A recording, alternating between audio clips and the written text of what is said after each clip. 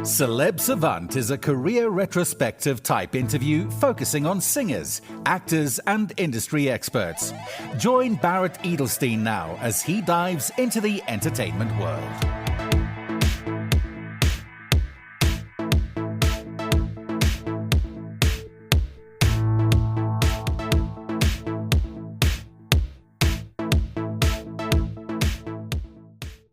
Russian-born and American-based Cooper Phillip is a singer and songwriter. During her teenage years, her mom realized that Cooper had a gift and decided to help expand her musical talents.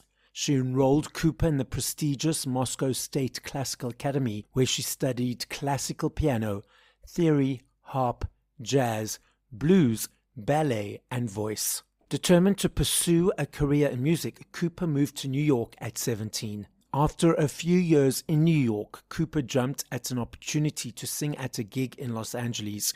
She never went back. With a strong sense of direction, Cooper began pouring her heart into songs she would write for her debut EP, Walk a Mile. In writing, she found an outlet to tell her story of lost love and pain in soulful songs like Black Box, Tough Love, and her single Silence. She has also performed her music at various venues in Los Angeles, such as Viper Room, Soho House, Spaghettini, Hotel Cafe, and Sayers Club. In 2026, she released her new single, Love Me Not. Her empowering anthems have gone viral on Spotify and YouTube, receiving over 15 million streams to date. Her music has been praised by the likes of Wonderland, American Songwriter, and Hollywood Life, to name a few. Up next on Celeb Savant, we've got Cooper Phillip. Where in the world are you and how are you doing? Hello. I'm in Los Angeles, living, enjoying the weather. California is the best. I love absolutely everything about this place. It really changed my life because I wasn't born and raised here. Actually, was born and raised in Russia and just came to New York 16 years ago to pursue my dream, to follow my music career, and started from scratch. So everything was new, mindset, culture, language. So everything was like a new life. But you still remember your past one, so it's really cool. So did you know anyone in America when you moved across? Not really. I actually had a classmate who invited me to come to New York for the summer as J1 student. It used to be a program for international students. I think this program exists right now as well. And then I just decided to go because I felt so limited musically in my country. And I thought, well, it's a chance, so why not to take it, and I went. And I fell in love immediately with New York, with this whole culture and the land of my idols, because I grew up listening to Mariah, Stevie Wonder, Whitney Houston, Jennifer Hudson, Christina Aguilera. And so for me, I really wanted to explore this world. That was the reason that I came. And I immediately felt like it's my home. And I decided to stay. And I started the process of getting visa and paperwork and everything. How did you choose the stage name Cooper Phillip? Well, actually, I had so many things under my real name, which is Karina Cooper. And it was bringing me back to the beginnings of how I started making music, which was the whole story of, a foreigner. And I guess I didn't really want to come across as a, not an American artist. So I wasn't hiding my name, but I wanted a fresh start. And the interesting part about the name, because my real name is Karina, Cooper is my last name. So I kind of moved it to my first name. And my mom, she wanted to have a boy. She was expecting a boy, but it turned out it was me. And she wanted to name a boy Phillip. And then when I was trying to create a name for my artist, I really wanted something that's very relatable and still part of my story. So that's kind of it just came all together kind of quicker. And I was, is it a cool name? And people responded really well, people I worked with at the time. And that's how it all started with Cooper Phillip. Okay, so now you've touched on it a little bit, but let's go to the beginning. At what age, where there's a child or teenager, did you think, okay, I want to be in this world. And how did that journey progress?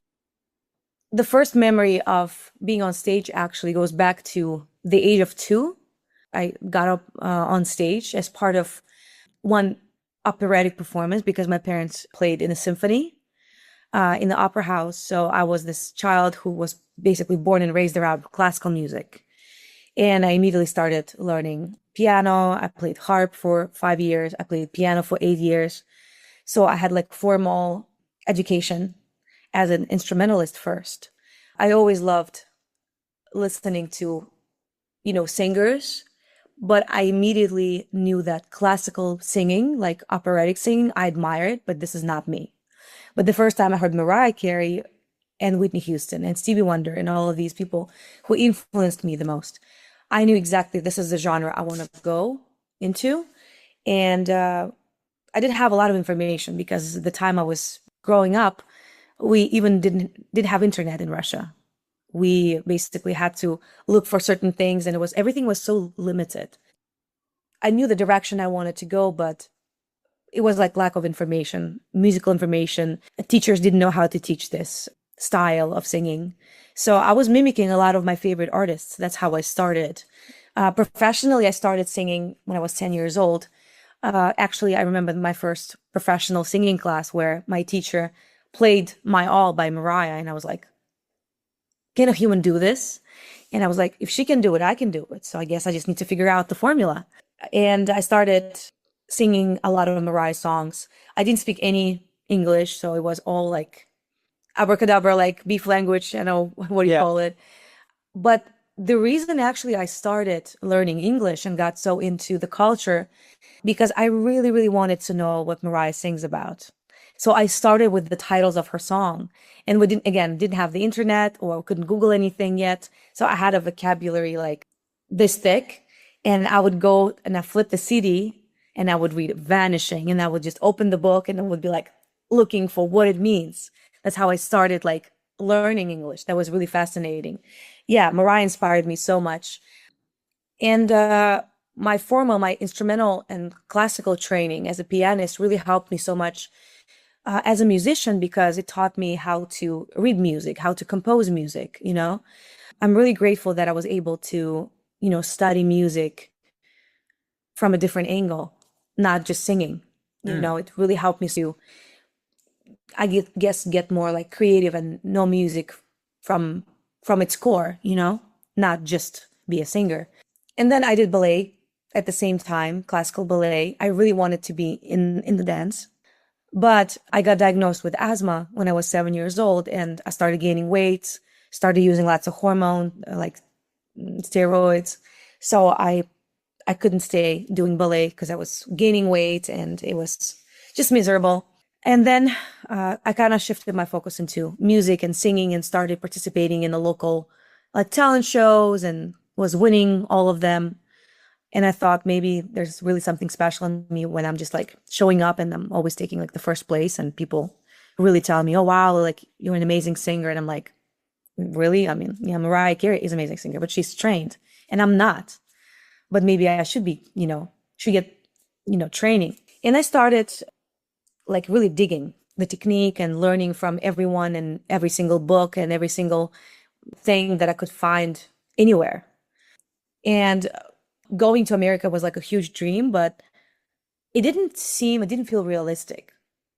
If I would go back like 20 years back and I would be like telling to myself, oh, you're going to be going through this whole immigration process, going to be traveling to a different country, you're going to be living here, you're going to play shows and perform with lots of big names and have like large following. Like I would be like, no, it's impossible. At that time, I did not know that this would be possible because it felt like a different world.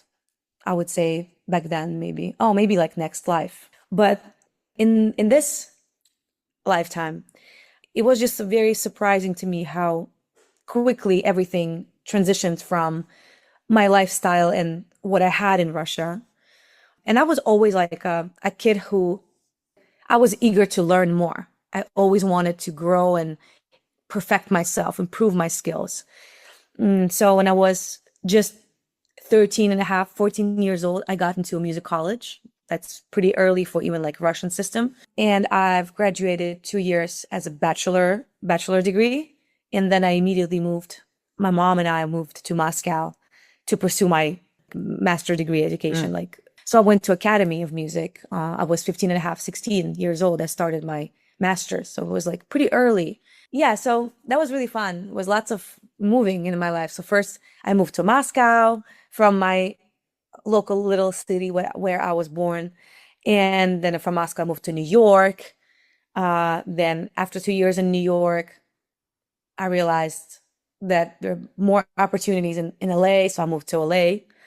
To be completely honest with you, I really hope that that's my last move because starting from scratch everywhere you go, it's pretty Yes. hard. I don't Yes. know if I'm ready to move again.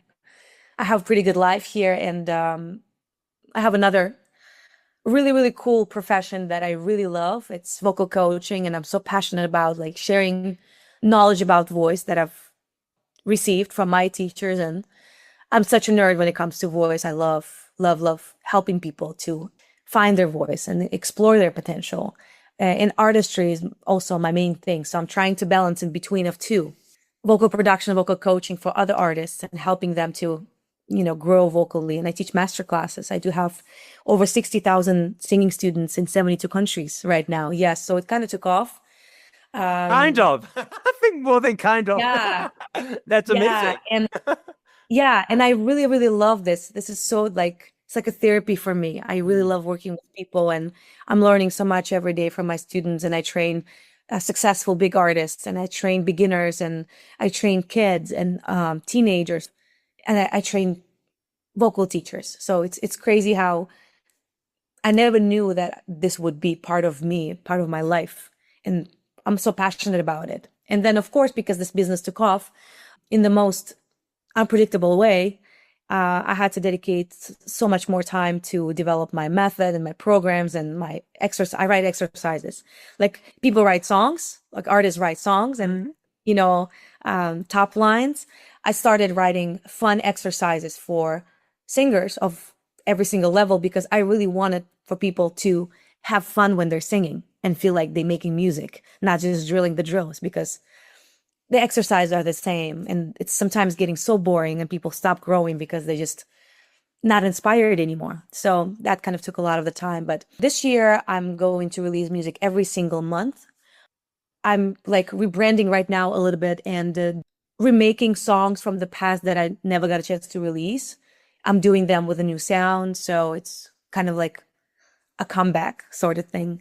I want to perform more and put my music out and establish a very consistent musical brand and play shows and engage with my audience and shift my focus more into my artistry than my teaching. Staying with the teaching for now, what have you noticed with all the students you've had of all the levels is the most common challenge that you've noticed amongst them, and what advice do you give them to get over that challenge? The most, I would say, popular thing that connects all of us, it's hard work. People are working so hard and putting so much effort into things that should be effortless, but you cannot do effortless things without building a technique. So what I see in common, people look up to like Celine Dion, Beyonce, and they like, how can we sound like this? How can we be that effortless? And the response is that less is more. That's the biggest secret. People don't really realize that much because people work so hard and they perform and it feels like they're working, they're still working, they're still putting the work. But on stage, an artist has to deliver the emotion, connect with the audience, and make people feel. And because people try so hard to sing those notes and runs and be so technically perfect, and they really try harder to sing than it's needed, they kill that magic of this raw, vulnerable moment of delivery. And my advice is like work on your technique in class with your coach by yourself.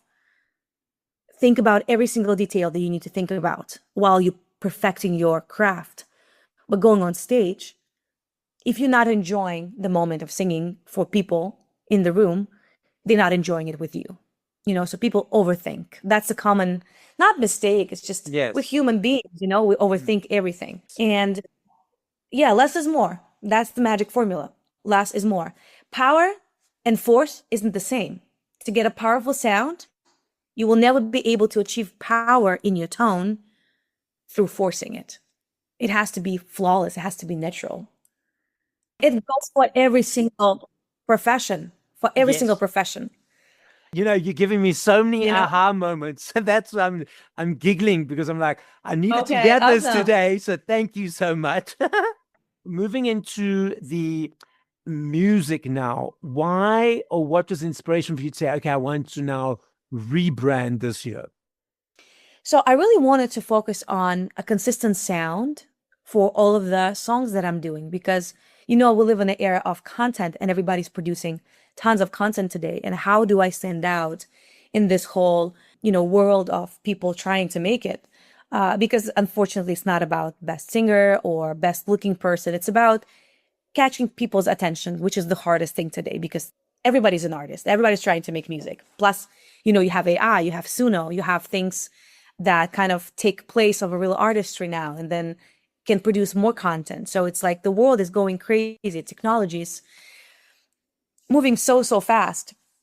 What I realized for myself, what I needed, I wanted to establish a sound that will kind of speak to the audience through my story, because I do have quite an interesting story of like how I, traveled all the way from Russia and started from scratch and had so many ups and downs in my career and crazy dramatic moments and my asthma and how sick I was. And actually the reason I started making music and learning how to sing was I wanted to get rid of asthma. And I did it successfully. I met an incredible teacher who completely rewired my breathing and changed the way I breathe in only like 3 sessions. And that's the knowledge that I now kind of blended in with my knowledge, with my riffs and runs knowledge, because I teach people vocal agility, breath correction, and I'm very involved with the body and emotion that's going through the body. So it's like the method has been created, right? And I did it all by myself without anybody in the marketing, branding, and it kind of like touched the world. It resonated with people, and people has been following me for how many years now? 7 or 8 years I'm doing this. And I talked to myself and I'm like, you did this with your teaching. It was such an honest expression of your art, part of your art. And people responded so well. Like, you can for sure do this through the music. And I feel like that vulnerability that I never had as an artist before. I was just so technical and I really wanted to prove that I can sing and my music is the best. And striving for this perfection has kind of killed the artistry and the rawness of everything I was doing. And I didn't see it back then. So going into teaching really helped me to see my mistakes and things that were kind of wrong and not 100% authentic. And now through my teaching experience, seeing other people, how vulnerable they are, and they coming for help and trying to learn and be brave to learn new things. You have to be brave to even come to a lesson, It's such an intimate thing, It's such a trust thing. So I'm learning from that experience and I'm really trying to take this and put into my music and make people feel and make people sense that story through my storytelling. So I started studying my archetype, what I want to talk about in my music. So I wanted the consistency so people can actually establish in their minds that, okay, this is her sound. This is who she is. Like almost creating a character through a music, but Yes. the character is not the character from a movie that's just a whatever character. No, me storytelling through the music where people can connect to my path, to my journey, to my mindset.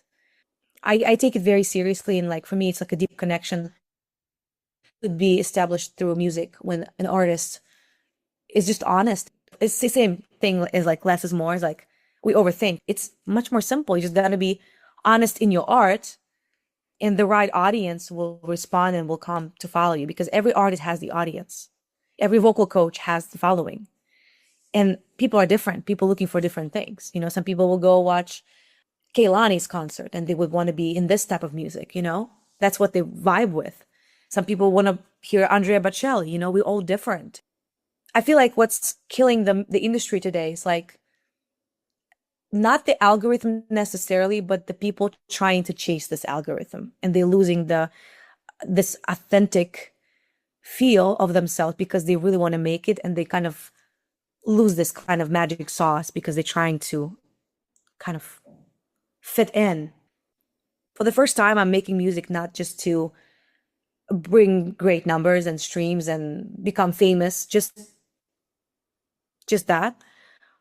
I realized, so for the first time in my life, I really wanted to change people's mindset and get them to think.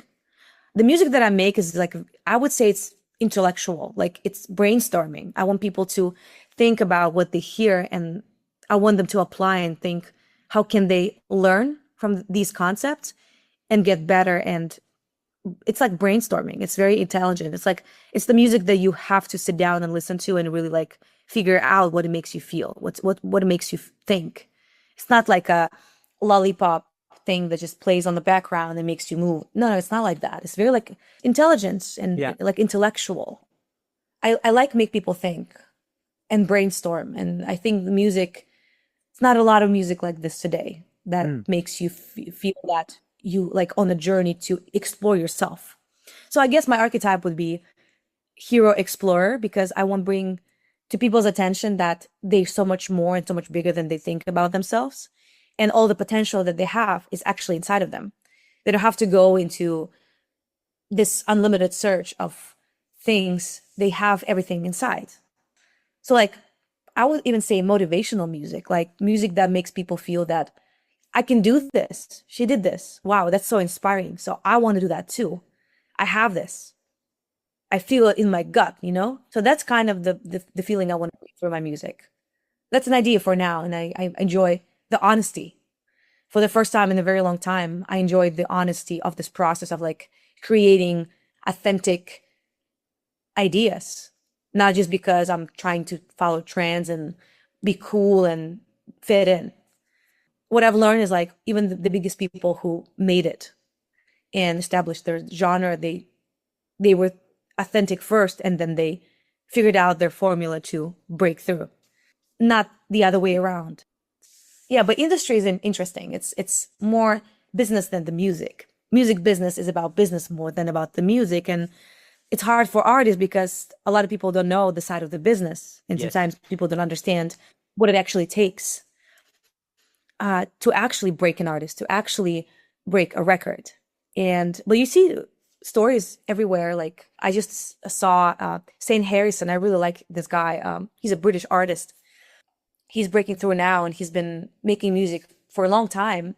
And now he got signed and did his first big show in LA just a few days ago.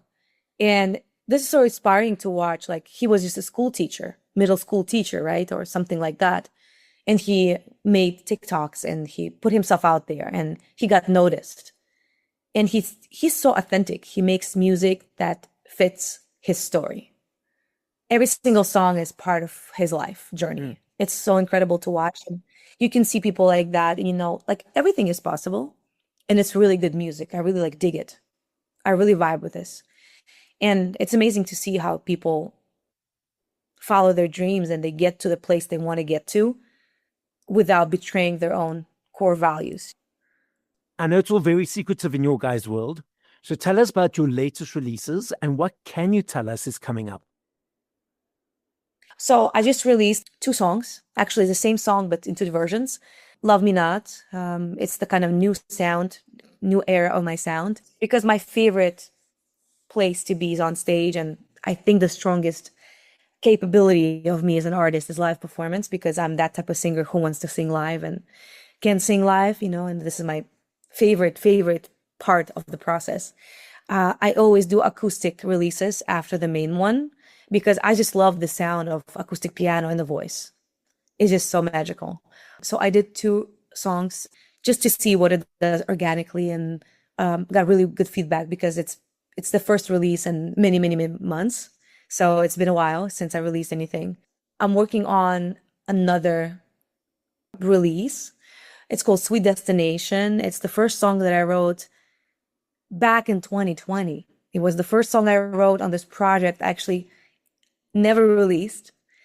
And you know how we just like so trying to perfect everything, like, oh, it's not good enough, it's not ready. And then I just went back to old files and old sessions. I've made like a whole album of songs with an amazing team of producers and writers, and I never released it. And I'm like talking to myself, like, why? What happened to you? What stopped you from that? And that's the perfectionism I'm talking about. Like, you have to just put your art out there, because if you're not putting it out there, how can people find you? How can people fall in love with you, with your music? I'm going back into my older recordings and I'm just like rebuilding with a new approach. So the next release will be Sweet Destination. It's like very soulful, dreamy pop. I would say it sounds like a little bit like Ariana Grande, but a little bit more, I would say more R&B. Soul, R&B, dreamy pop, like really sweet. This song I wrote about just believing that everything's going to be fine, because it was the peak of the pandemic. It was the first lockdown. Nobody knew what was going to happen. And I thought, how cool this would be to write something hopeful for Yes. people to really believe that this era is not forever and we're all heading to the sweet destination. So I really always loved this record, but now it has a new frame around it. I'm working on two more songs. And conceptually, the entire brand of Cooper Phillip right now is empowerment, exploration, emotions, brainstorming on life in general. So I don't have songs about like heartbreaks or like relationships. It's all about like life and what we experience in going through life, stages of life, mindset, philosophy. So it's like, I would say, yeah, philosophy is a good word. The singles you're releasing, is it going to be a cumulative to be a full body of work of an album? I think so. Maybe like EP. But I think I'm gonna drop singles for now, every 4 to 6 weeks. That's the plan. And making more music. I'm just having really a lot of fun and freedom with it. So I'm not like really set on like how I'm gonna drop the music, but I'm just in the moment. I'm doing everything. Just my heart tells me to do it in the moment. I'm kind of not following a plan. I'm creating a plan in the moment. Because in the Yeah. moment is the only thing we have. So if we're trying to think about tomorrow or think about what's been done, it just distracts us. Yeah. You have to live more in the moment. I love this next game. I know if I had to ask you this question tomorrow or in 2 days or in 5 years, I know your answer will be different every time. It's very important to understand I'm not saying favorite. It's not possible to say favorite because there's too many for favorite. If once we finish this conversation, you want to go away and listen to 5 other artists, who would those 5 artists be? I'm so into classical music, so it would be definitely Tchaikovsky.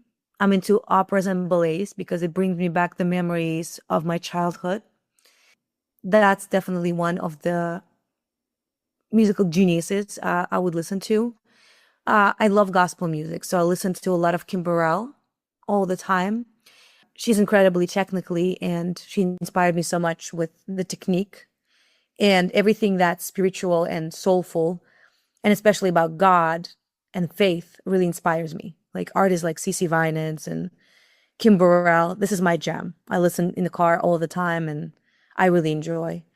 Mm, St. Harrison, Tori Kelly, those are two of my favorites for a while. It's been for a while. I love R&B, pop, when it's a lot of technique and it's a lot of brightness in the music and it's a lot of vocal acrobatics, because I'm such a nerd when it comes to singing, and I do love their music.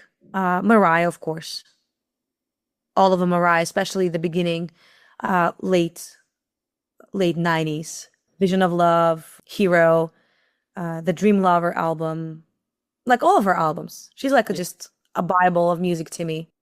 Cooper, the podcast is listened to throughout the world. As a final message to the audience, what would you like to say? I would love to say that love yourself, believe in yourself, always remember why you started your journey, no matter where you're going. Always go back to the childhood dream, because this is the strongest feeling you can ever have.